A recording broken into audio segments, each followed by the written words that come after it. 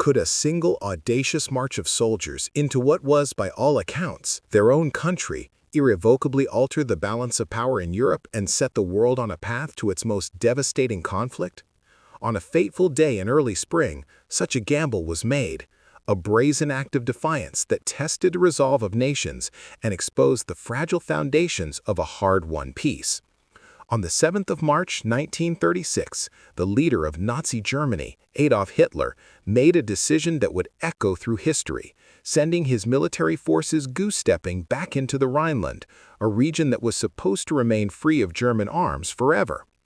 This singular action was a direct and deliberate violation of the international agreements that had concluded the Great War, a calculated risk that would either crumble his regime or dramatically accelerate his ambitions for continental domination. The roots of this crisis lay buried in the ashes of the First World War and the punitive peace that followed. The Treaty of Versailles, signed in 1919, was designed to permanently weaken Germany and prevent it from ever again threatening its neighbors. Among its most significant provisions was the establishment of a demilitarized zone in the Rhineland, a vast and vital territory in western Germany that bordered France, Belgium, and a portion of the Netherlands. This designation meant that Germany was strictly forbidden from stationing any armed forces, building fortifications, or maintaining any military presence within this critical buffer region along the Rhine River. The treaty went further, stipulating that Allied forces, including troops from the United States, would occupy the area to ensure compliance. This was a constant and tangible reminder of Germany's defeat and subjugation, a source of deep and abiding national resentment. The status of the Rhineland was considered so crucial to European security that it was reaffirmed years later in the Locarno Treaties of 1925, which cemented the region's permanently demilitarized status, a pact Germany itself had voluntarily entered into. For over a decade, the arrangement held, a tense but stable cornerstone of the post-war order.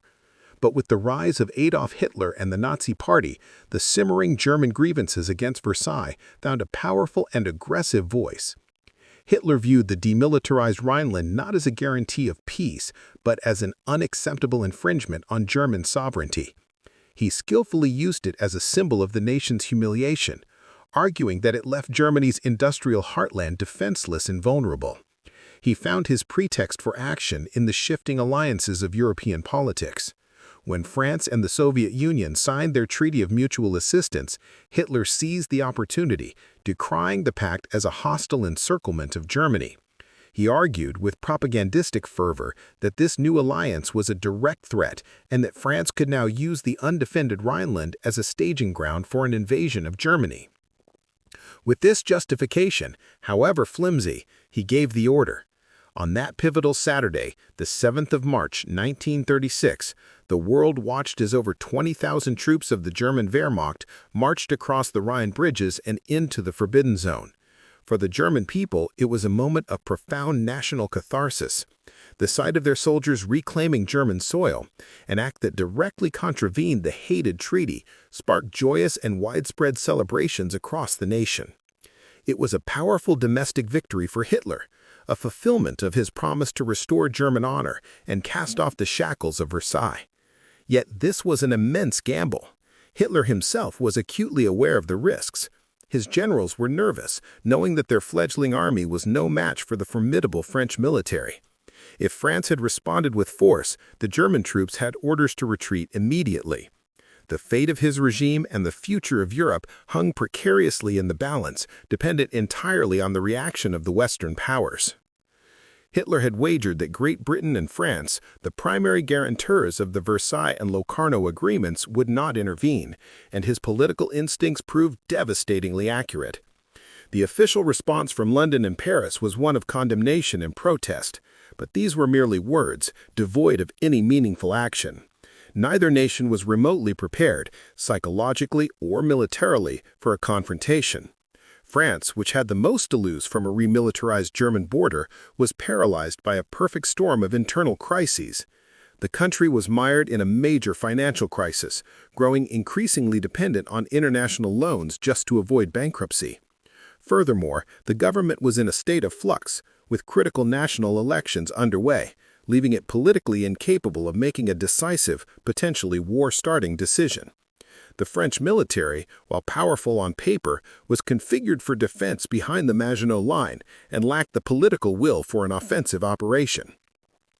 Britain's reaction was even more muted, shaped by a pervasive sense of war weariness and a growing belief that the Treaty of Versailles had been unduly harsh on Germany.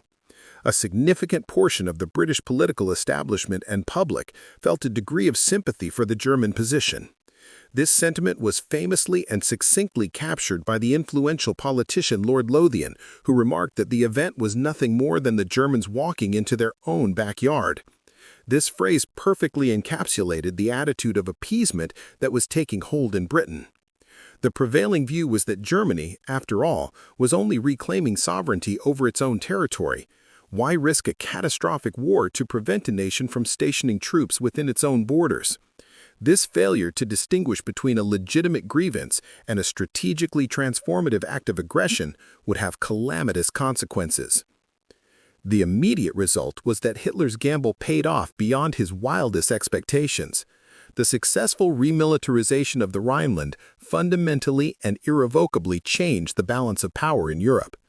The strategic advantage shifted dramatically away from France and its allies and squarely towards Germany. With the Rhineland no longer a demilitarized buffer, Germany was free to pursue a policy of aggression in Western Europe, a path that had previously been blocked. It could now build massive fortifications along its border with France, securing its western flank and freeing its military to focus on objectives in the east. The psychological impact on Hitler himself was perhaps the most significant outcome. The fact that Britain and France had stood by and done nothing profoundly reinforced his contempt for the Western democracies and solidified his belief that they were weak, decadent, and would not stand in the way of his expansionist foreign policy. This single, unopposed action emboldened him immensely.